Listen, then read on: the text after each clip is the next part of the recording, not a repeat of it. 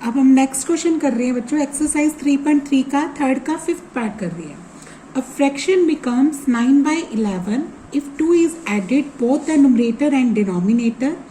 If 3 is added both the numerator and denominator, it becomes 5/6. Find the fraction. ठीक है, तो हमें क्या करना है कि दो चीजें माननी है, न्यूमरेटर एंड डिनोमिनेटर। फ्रैक्शन में क्या होता है, न्यूमरेटर होता है और क्या होता है, डिनोमिनेटर। तो क्या लिखेंगे, लेट न्यूमरेटर वो मानो x और डिनोमिनेटर क्या मानो y। ठीक है, उसके बाद लिखो फ्रैक्शन। फ्रैक्शन क्या होता है, न्यूमरेटर अपॉन में डिनोमिनेटर। इट मीन्स ये क्या आएगा, x/y।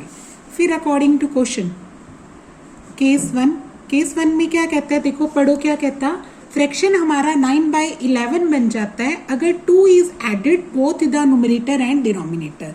2 ऐड करना है दोनों में, x में भी ऐड करना है y में भी, यानी x में +2 करो, y में +2 करो और आपका फ्रैक्शन क्या बन जाता है, 9/11। ठीक है, इसमें क्या करोगे अब आप, क्रॉस मल्टीप्लाई आती है ना। 11 इधर लिखा, x +2 से मल्टीप्लाई हो जाएगी और 9 की मल्टीप्लाई किससे हो जाएगी, y +2 से। अब अंदर मल्टीप्लाई करो, 11x + 11 2 जा 22, इधर बनेगा 9y + 9 2 जा 18। ठीक है, अब एक्स वाई एक तरफ करो, 11x माइनस का 9y और ये जो 22 है वो इधर आके क्या हो जाएगा, माइनस का हो जाएगा, यानी ये बन जाएगा 11x माइनस का 9y और माइनस का क्या आ जाएगा 4। ठीक है, ये क्या बन गई हमारी इक्वेशन नंबर 1। अब सेकेंड इक्वेशन बनानी है तो दूसरा केस लिखो, यहाँ पे लिखो केस 2 और क्या कहता है पढ़ो। सेकेंड पार्ट में क्या कहता है कि जो if 3 is added both the numerator and denominator, 3 add करना है दोनों में, तब हमारा फ्रैक्शन क्या बन जाता है, 5/6। यानी x में भी आप 3 ऐड करो और नीचे क्या करो, y में भी 3 ऐड करो और आपका फ्रैक्शन बन जाता है 5/6। ठीक है, तो यहाँ पे भी आप क्या करोगे, क्रॉस मल्टीप्लाई करो, 6 की मल्टीप्लाई हो जाएगी x + 3 से और 5 की मल्टीप्लाई किससे हो जाएगी, y + 3 से। ठीक है, अब अंदर मल्टीप्लाई करो तो ये आता है 6x, 6 3 जा क्या बन जाएगा 18 और 5 के अंदर मल्टीप्लाई करोगे 5 और 5 3 जा कितना बन जाएगा 15। अब इधर से भी एक्स वाई की वैल्यू आप एक तरफ कर लो, 6x अब जो 6x इधर लिखा, 5y इधर आके क्या हो जाएगा माइनस का और ये जो 18 है वो इधर आके क्या हो जाएगा माइनस का। ठीक है, तो हमारी इक्वेशन बन जाएगी 6x - 5y = -3 बन जाएगी। ठीक है, ये हमारी क्या बन गई सेकेंड इक्वेशन। अब सब्स्टिट्यूशन मेथड करना है, चाहे तो आप x की वैल्यू निकालो चाहे y की और उठाकर दूसरे में सब्स्टिट्यूट कर दो। तो हम यहाँ से x की वैल्यू को निकाल रहे हैं, लिख रहे हैं फ्रॉम इक्वेशन 2। आप 6x यही रहने दो, ये जो -3 और 5y इधर आके किसका हो जाएगा बच्चों, प्लस का। x की वैल्यू क्या राइज हो जाएगी, -3 + 5y ओवर क्या आ जाएगा 6। ठीक है, अब आपने इस वैल्यू को सब्स्टिट्यूट करना है, किसमें, इक्वेशन नंबर 1 में सब्स्टिट्यूट करना है, ये वाली में। ठीक है, तो हम लिखेंगे substitute the value of x from equation 2 in equation 1। ये हमारी सेकेंड इक्वेशन है, इसमें x की वैल्यू को सब्स्टिट्यूट कर रहे हैं बच्चों। x तो है, ये 11 तो 11 लिख दो। ठीक है, और यहाँ पे x की वैल्यू क्या निकाली थी आपने, ये निकाली थी 3 + 5y ओवर 6। ये भरो, इसको क्या भरेंगे, -3 + 5y ओवर क्या है 6।